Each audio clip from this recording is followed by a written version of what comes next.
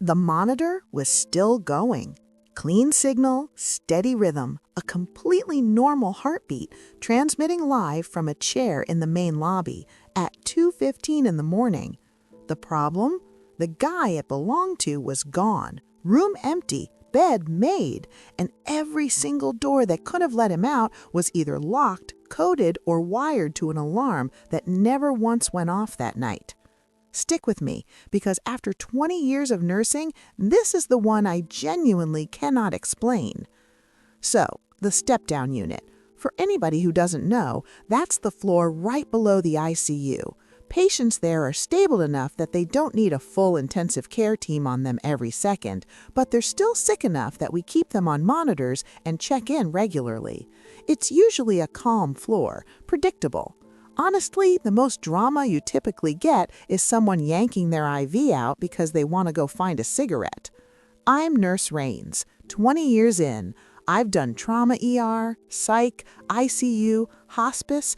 I've worked basically every corner of what a hospital looks like at its worst and its quietest.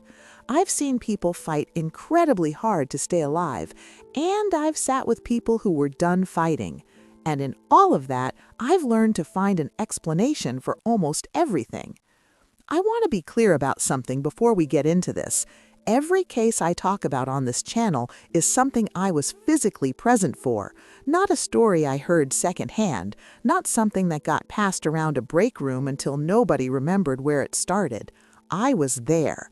And this one I've gone over more times than I can count.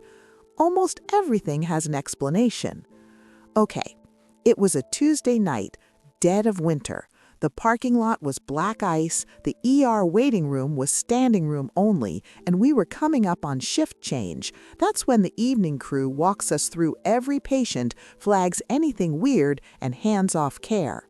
Step down had 12 patients that night, all of them stable, all accounted for at the end of the evening shift's last round.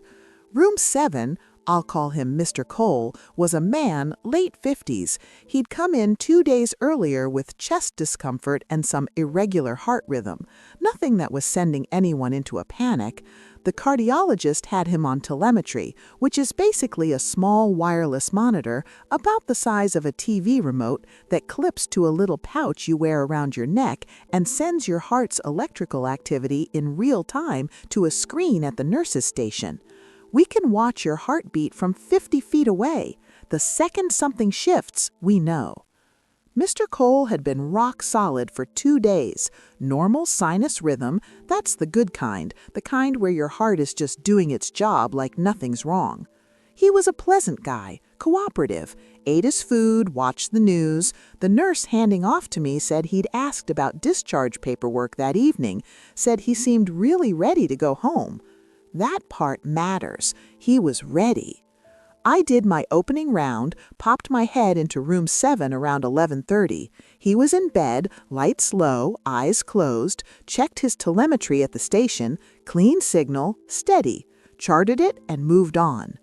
And here's where I need you to stay with me, because the explanation I eventually came to is honestly weirder than just saying, I don't know. Around 1:45, I'm at the station doing my charting when I notice something on the telemetry board. Mr. Cole's signal is still coming through fine, heart rate looks normal, but the location tag on the system is doing something off. The boxes have a range, right? They're built to work within the unit. When a patient gets too far from the receiver, the signal gets weak and eventually drops. That's actually how we catch wanderers. His signal wasn't dropping, but the angle had changed, like the box had moved, enough that a couple of us at the station noticed and kind of looked at each other. I went to go check on him. I don't really know how to describe what I felt when I pushed that door open. It wasn't a sound, it wasn't exactly a smell, though there was a smell and I'll get there. It was just the feeling of a room that nobody's been in for a while. You know that feeling. It's different. The bed was made. Not rumpled and pushed back, not like someone got up to use the bathroom. Made. Sheets smooth, pillows straight, corners tucked the way only housekeeping does them. The bedside table was empty. His bag, the small duffel he'd brought from home, gone. Clothes, gone. Phone charger, gone. Glasses case, gone. Everything. The only things left were a paper cup with a little water still in it and the smell of hospital soap hanging in the air. That cheap kind in the little foil packet they leave by the sink. He'd showered, packed up, made his bed, and walked out. Except he couldn't have. That's the part. The unit has a keypad entry from the main hallway, a second locked door at the stairwell end. Patients don't have the codes.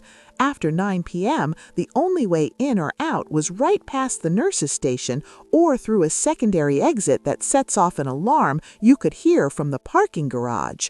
That alarm had been completely quiet all night. I stood in that doorway, and I'm not exaggerating, it was probably a solid 10 seconds, just trying to find the right mental folder for what I was looking at. My coworker, I'll call her Dana, she's got 15 years on that unit, not someone who spooks, came up behind me. She looked at the bed, looked at me, and quietly goes, "I just had eyes on him at 11. Neither of us said anything for a second after that. Then I walked, fast, back to the nurse's station and pulled up the telemetry board. His heart was still beating. Strong signal, normal rhythm. Wherever Mr. Cole was, his heart was doing just fine. And what the security cameras did and didn't show, that's honestly the part Dana and I still go back and forth on. Charge nurse got called, then the house supervisor. Security pulled feeds from the hallway, both stairwells, the elevators, the main lobby. They went through 2 hours of footage. Nothing, not one frame of this man walking anywhere. Then a security guard radios up from the lobby. He'd found the telemetry box, sitting on one of the padded chairs near the front entrance, facing the big glass doors, still in its cloth pouch, still on, green light on the side still blinking like nothing had happened. He'd just set it down, carefully, like he was leaving something behind on purpose. We filed the report, called his emergency contact, no answer. Called the number listed for his wife, disconnected. The address on his intake form turned out to be a vacant lot. The day shift charge nurse confirmed that the next morning. And the name he'd given us, I won't share it here, came back with nothing. No driver's license match, no insurance policy that traced to a real person, nothing in the state system. But here's the thing. He was admitted through the ER 2 days before this. He has a real paper chart, real lab work got drawn and came back with real results. A real cardiologist reviewed his EKG and wrote real orders. The case was never closed. His chart got filed as unresolved. As far as I know, it's still sitting in a system somewhere, attached to a name that seems to belong to no one. I've thought about it probably 1,000 times. The thing that gets me most still is the bed. Do you know how long it takes to make a hospital bed the way housekeeping makes them? The corners, the pillow placement, that's not a 30-second job. That's deliberate. He was in no hurry. He wanted that room to look exactly like he was never there. And that soap smell, he cleaned up first. Like wherever he was going, he wanted to show up decent. Dana's theory, and she's thought about it too, is that the whole admission was planned, that he had a reason to disappear, and this was part of it. I don't write that off. At this point, I don't write much of anything off. What I know is this. There is a man somewhere with a perfectly healthy heart who walked out of a locked floor in the middle of the night, past every camera, every sensor, every door that should have stopped him, and left his heartbeat sitting in a lobby chair. If you've worked in healthcare, if you've been on a night shift and walked into a room that just felt wrong in a way you've never been able to explain to anybody, drop it in the comments.